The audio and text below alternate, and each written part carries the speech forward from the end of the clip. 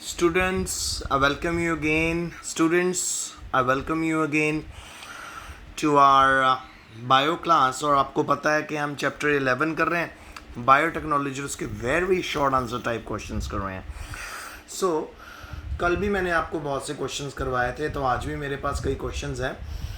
तो सबसे पहला क्वेश्चन है, what was the first recombinant DNA based product produced and marketed in India.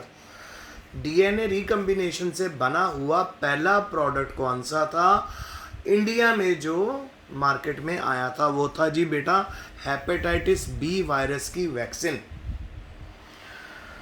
तो आपको आई थिंक थोड़ा बहुत नॉलेज नहीं होगी, आई डोंट नो, होनी चाहिए कि हेपेटाइटिस क्या होता है. हेपेटाइटिस होता है बेटा इन्फेक्शन ऑफ लिवर के इन्फेक्शन को हेपेटाइटिस बोलते हैं. हेपेटाइटिस मेजर फॉर्म में hepatitis A B C 3 form में होता है. हेपेटाइटिस ए जो होता है वो बिल्कुल डेंजरस नहीं होता, स्लाइट मेडिकेशन से ठीक हो जाता है. बी और सी बहुत डेंजरस होते हैं, क्योंकि हेपेटाइटिस बी और सी फाइनली जो लिवर है उसको सिरोसिस की तरफ ले जाते हैं. लिवर डैमेज होना शुरू हो जाता है. इसको काला पीलिया भी बोल देते हैं कभी कभी, ठीक है.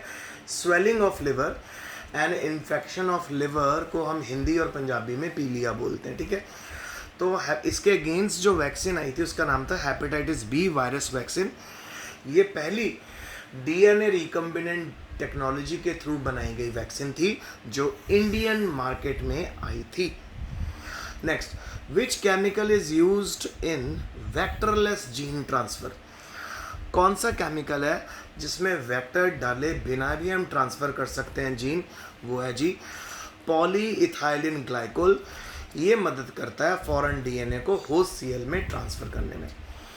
तो होस्ट के सेल में अगर हमने कोई भी चीज़ भेजनी है, हमें वेक्टर चाहिए होगा. वेक्टर यानी एक तरह का व्हीकल जो एक सेल से दूसरे सेल में आसानी से मूव कर सकता है. तो आपको यहाँ पे पूछा गया कि वेक्टर के बगैर भी क्या हम ट्रांसफ़र कर सकते हैं डीएनए होस्ट के सेल में? हाँ जी, कर सकते हैं, और वो हम कर सकते हैं पॉलीइथाइलिन ग्लाइकोल केमिकल की मदद से. फिर हाँ जी, ओरिजिन ऑफ रेप्लिकेशन क्या है? नाम से ही पता चल रहा है बेटा, डीएनए का वो सीक्वेंस, वो पॉइंट जहाँ पे रेप्लिकेशन स्टार्ट होती है. It is a specific DNA sequence on a chromosome which is responsible for initiating replication.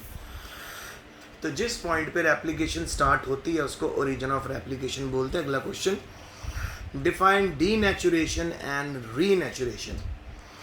Denaturation बेटा वो प्रॉपर्टी है डीएनए की जो दोनों हेलिक्स को सेपरेट कर देता है, जिसके अंदर हम लोग नोट करते हैं कि सारे हाइड्रोजन बॉन्ड्स टूट जाते हैं. अब आपको याद हो purine and pyrimidines, purines and pyrimidine. Purine होती है एडेनिन एंड ग्वानिन, और साइटोसिन और थायमिडिन पिरामिडीन्स होती हैं. और एक डीएनए की डबल हेलिक्स में जो बॉन्ड बना होता है ए और टी के बीच में, सी और जी के बीच में, ए और टी के बीच में डबल बॉन्ड होता है, सी और जी के बीच में ट्रिपल बॉन्ड होता है.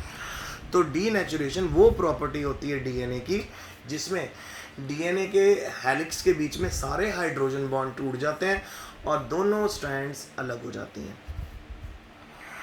फिर नेक्स्ट है बेटा रीनेचुरेशन. क्या चीज़ है? ये भी प्रोसेस है जिसके बोथ जो डीनेचर्ड हुई डीएनए हेलिकल स्ट्रैंड्स है वो दोबारा से जुड़ जाती हैं, क्योंकि इसमें हम लोग क्या करते हैं, दोबारा इसमें केमिकल बॉन्ड, इनके बीच में जो कोवलेंट बॉन्ड है डबल बॉन्ड ट्रिपल बॉन्ड बन जाते हैं. तो डीनेचुरेशन कब होती है? जब डीएनए को 2 भागों में हम स्प्लिट कर दें. और हम कैसे डीनेचुरेशन करते हैं किसी भी डीएनए की? सिंपल, हाई टेम्परेचर पे आपने डीएनए को ले जाना है.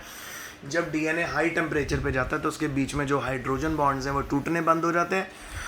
और रीनेचुरेशन कैसे करनी, दोबारा हमने सिंगल स्ट्रैंड्स में बॉन्ड्स कैसे बनाने हैं? आपने टेम्परेचर लो कर देना है. जैसे ही टेम्परेचर कम होगा, टेम्परेचर लो होगा, हाइड्रोजन बॉन्ड्स दोबारा बन जाएंगे. तो denaturation, breaking up of bonds, hydrogen bonds between base pair of DNA, and renaturation is making up of hydrogen bond between the base pairs of DNA. Denaturation को हम high temperature में achieve कर सकते हैं, रीनेचुरेशन को हम low temperature में achieve करते हैं। फिर है बेटा what is cloned animal, give two example. Cloned animal होते हैं जो जेनेटिकली बिल्कुल अपने पेरेंट्स की कार्बन कॉपी होते हैं और ये एसेक्सुअल रिप्रोडक्शन से ऑब्टेन होते हैं। तो इसकी एग्जांपल है जी डॉली शीप। तो बेटा जो डॉली शीप बनाई गई थी वो एसेक्सुअल रिप्रोडक्शन का प्रोडक्ट थी और इसमें जो क्लोन्ड बिल्कुल वो अपने पेरेंट का क्लोन थी। फिर मॉलिक्यूलर फार्मिंग क्या चीज़ है? Molecular farming is the method of manufacturing drugs in transgenic animal. Transgenic animals के बीच में अगर हम ड्रग्स बनाना शुरू कर देते हैं उसको मॉलिक्यूलर फार्मिंग बोलते हैं, ठीक है। यानी जो ट्रांसजेनिक एनिमल कैसे बनते हैं, जब हम अलग अलग जीन्स यूज़ करते हैं और उनको डीएनए रिकम्बिनेंट टेक्नोलॉजी से एक दूसरे से जोड़ देते हैं, तो ये जो ट्रांसजेनिक एनिमल बना, अगर इनके थ्रू हम ड्रग्स बनाना शुरू कर दें तो उनको मॉलिक्यूलर फार्मिंग बोलते हैं। फिर अगला क्वेश्चन आपके लिए, एनालिंग क्या होता है? एनालिंग होता है जी, ये एक डिवाइस है जिसकी मदद से हम डीएनए के फ्रेगमेंट्स को जोड़ते हैं और यहाँ पे जो एंजाइम यूज होता है उस एंजाइम का नाम है डीएनए लाइगेज। फिर है जी ट्रांसजेनिक प्लांट और ट्रांसजेनिक एनिमल का एग्जाम्पल दो, ठीक है बेटा। तो आपको अगर मैं ट्रांसजेनिक प्लांट और एनिमल को इकट्ठा बोल लूँ तो पता क्या बोलेंगे उसको? जीएमओ। तो जीएमओ होता है बेटा genetically modified organism. So transgenic plant में आपका जीएमओ है जी टोमेटो और उसका एग्जांपल है फ्लावर सवर, ठीक है। तो ये जो टोमेटो है जेनेटिकली मॉडिफाइड टोमेटो है, बड़ा अच्छा ग्रो कर। मेरा फ्रूट्स बाहर है मामा, ओहो तो दे दो, अगर निकले हुए तो मुझे पकड़ा दो। हाँ दे दो। हाँ तो जीएमओ जी टोमेटो है और देखना जरा फ्रूट्स हैं कि ख़त्म हो गए। फ्लावर सवर इसका नाम है जी, ये इसकी जेनेटिकली मॉडिफाइड टाइप है टोमेटो की। इसी तरह ट्रांसजेनिक एनिमल्स में जो मॉडिफाइड फॉर्म है वो है जी सुपर माउस इसकी एग्जांपल है। फिर अगला क्वेश्चन आपके लिए आया कि सुपर बग क्या चीज़ है? सुपर बग जो है बिल्कुल नया अभी बनाया, रिसेंटली इन्वेंट हुआ बैक्टीरिया है जो बड़े बड़े हाइड्रोकार्बन्स को तोड़ देता है पेट्रोल के बीच में, तो यहाँ से पेट्रोल की कमी भी पूरी की जा सकती है। फिर why eukaryotic cell do not have restriction endonuclease enzyme.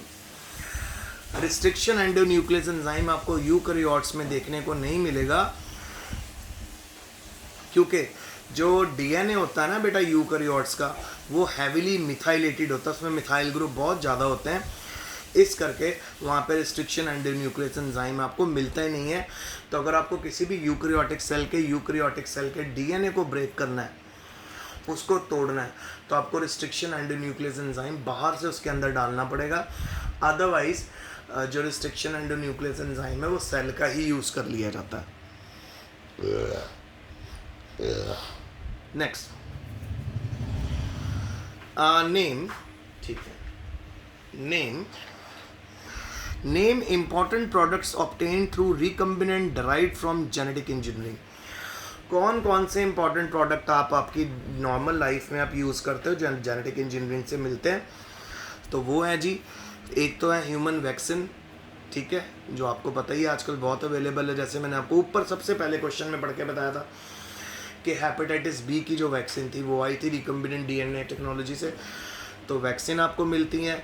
Insulin आपको मिलती है और मैंने बताया था इंसुलिन की खपत इतनी ज़्यादा वो बढ़ गई है, इतने ज़्यादा शुगर के पेशेंट हैं कि अगर हम नेचुरली बात करें तो इंसुलिन बहुत टफ है हमारे लिए ऑब्टेन करना। तो इसको हम डीएनए रिकम्बिनेंट टेक्नोलॉजी से अलग अलग ऑर्गेनिजम्स में मैन्युफैक्चर करते हैं और हमें वो मिलती है। फिर ह्यूमन ग्रोथ हार्मोन भी इससे हम बना लेते हैं, इंटरफेरॉन्स भी बना लेते हैं, ठीक है, इंटरफेरॉन प्रोटीन्स होती हैं। फिर और ये आपको मैंने याद है वो वाले चैप्टर डिजीज़ वाले चैप्टर में करवाया था, तो ये मदद करते हैं जी कैंसर सेल्स को फाइट करने में। नेक्स्ट क्वेश्चन है how genetic engineered rice plants can cure blindness. ठीक है, अगर हम जेनेटिकली इंजीनियर्ड राइस खाएंगे तो ब्लाइंडनेस कैसे क्योर होगी? ठीक है। तो ये जेनेटिक इंजीनियर्ड प्लांट जो होते हैं उनमें large amount of vitamin A produce होती है जो रेटिनॉल बनाती है। तो बेटा आपकी आंखों में दो इंपॉर्टेंट पिगमेंट होती है, एक होती है रोडोप्सिन और एक होती है आयोडोप्सिन, ठीक है। तो उसको बनाने के लिए रेटिनॉल की बहुत नीड होती है। तो जब जेनेटिकली इंजीनियर्ड राइस से आपको रेटिनॉल अच्छे अमाउंट में मिल गई तो बेटा ब्लाइंडनेस तो होएगी नहीं ना। तो retinol can cure blindness to some extent. फिर what are bio weapon agent, the biological agent of toxin that are used to cause damage to crops और एनिमल, इनको बायो वेपन एजेंट बोलते हैं। तो वो डेंजरस बैक्टीरिया जिनको जान के लेबॉर्ट्री में बनाया जाता है ताकि हम हार्म पहुंचा सकें, ताकि वो हार्म पहुंचाया जा सके ऑपोजिट कंट्री में, दुश्मन कंट्रीज़ में। तो बेटा जो कोरोना पैंडमिक है, लोगों का, साइंटिस्ट का और बड़े बड़े जो बुद्धिजीवी हैं, जो इंटेलिजेंट लोग हैं, उनका यही कहना है ये एक तरह का बायो वेपन है जो चाइना ने पूरे वर्ल्ड में फैला दिया ताकि उनकी ग्रोथ बहुत अच्छी हो जाए और पूरा वर्ल्ड डाउन हो जाए। आप नोटिस करोगे कि चाइना में केसेस बिल्कुल कम है और अब पूरे वर्ल्ड में बढ़ रहे हैं। तो उसके पीछे एक ही बात आप हमारे माइंड में आती है कि क्या पता चाइना ने ही ये बायो वेपन बनाया हो। फिर G what are Alu element, Alu some sequence of interspecific repetitive DNA, कुछ डीएनए के सीक्वेंस जो बार बार रिपीट होते रहते हैं वो आरएनए में बदल दिए जाते हैं। दिस एक्सपोनेंशियल रिपीटेड डीएनए है, इस डीएनए को जो बार बार आरएनए में हम कन्वर्ट करते रहते हैं उसको एलू एलिमेंट बोलते हैं। तो एलू एलिमेंट क्या है कि कुछ छोटा डीएनए का सीक्वेंस जिसको बार बार हम कोड करते रहते हैं ताकि हम क्या बनाते रहें, आरएनए बनाते रहें। तो फिर उसके आपको पता ही होगा, मैंने आपको याद है बताया था कि 3 process, transformation, translation, transduction and transcription. So transcription होता है बेटा जिसमें डीएनए से हम बनाते हैं आरएनए। ट्रांसलेशन होता है जिसमें हम डीएनए के जिसमें हम आरएनए से बनाते हैं प्रोटीन। तो ये सेंट्रल डॉगमा होती है ना, DNA to RNA to protein. So DNA से आरएनए बनाया, ट्रांसक्रिप्शन, आरएनए से प्रोटीन बनाई, ट्रांसलेशन। तो जो एलू एलिमेंट है वो ट्रांसक्रिप्शन करते हैं, डीएनए से बार बार आरएनए बना के देते हैं और जो डीएनए आरएनए बनाते हैं उनको हम आलू एलिमेंट बोलते हैं, एलू एलिमेंट। फिर बेटा what is DNA proofing, DNA profiling, DNA fingerprint और डीएनए टाइपिंग को ही हम प्रोफाइलिंग भी बोलते हैं। तो डीएनए फिंगरप्रिंटिंग को भी बोलते हैं। फिर हमारे पास क्वेश्चन है आज लास्ट नंबर 1 मार्क वाला, why human cloning is oppose throughout the world. Human cloning को क्यों बार पूरे वर्ल्ड में अपोज किया जा रहा है? क्योंकि बेटा अगर ह्यूमन क्लोनिंग हो गई, अगर ह्यूमन क्लोनिंग हो गई तो क्या होगा बेटा? तो ये होगा कि हम अपनी आइडेंटिटी परमानेंटली खो देंगे। तो ताकि हम अपनी आइडेंटिटी ना खोएं, इस करके ह्यूमन क्लोनिंग को पूरे वर्ल्ड में हम लोगों ने क्या किया गया, इसको अवॉइड किया जाता है, इसको कभी भी सपोर्ट नहीं करता, इसको अपोज ही किया जाता है। और एक और रीज़न है कि इसमें जो क्लोन होगा वो बहुत प्रीमेच्योरली एज हो जाएगा और उसके जो डीएनए सोर्सेज है वो ऑर्डर में होंगे। सेकेंडली ये पॉपुलेशन एक्सप्लोजन भी कॉज कर सकता है और थर्डली आपको मैंने बताई है आइडेंटिटी भी हमारी खतरे में आ सकती है और कितने क्राइम हो सकते हैं। How does bioethics violates the integrity of species. Bioethics ने इंटीग्रिटी ऑफ स्पीशीज़ को कैसे वायलेट किया? तो देखो जी, introduction of gene from one species into another species violate the integrity of species. इसका सिंपल मीनिंग क्या है कि अब हम स्पीशीज़ को भी चेंज कर सकते हैं अपने बेस पे। हम कैसे चेंज कर सकते हैं? उसके अंदर नए नए जीन इम्प्लांट करके डीएनए रिकम्बिनेंट टेक्नोलॉजी के साथ हम कर सकते हैं। तो इसी करके जो स्पीशीज़ की इंटीग्रिटी है वो भी अब खतरे में आ गई है, क्योंकि आजकल ऐसे मैंगो बनाने की कोशिश की जा रही है जो हर सीज़न में लगे, जिनके सीड छोटे हों। सो ऐसे प्लांट्स बनाने की कोशिश की जा रही है जो बड़े बड़े स्ट्रॉन्ग वेदर में भी सर्वाइव कर सकें। तो जो प्रॉपर जो करैक्टर है किसी पर्टिकुलर स्पीशीज़ के अब वो नहीं रहे, अब हम उनको आसानी से इंटरचेंज कर सकते हैं। इसीलिए इसको बायोटेक्नोलॉजी नाम दिया, जेनेटिक इंजीनियरिंग नाम दिया। तो ये मेरा आज का लेक्चर था। 1 मार्क क्वेश्चन हो गए, कल से हम 2 to 3 मार्क्स शुरू करेंगे। तो stay home, stay safe, best of luck and study hard.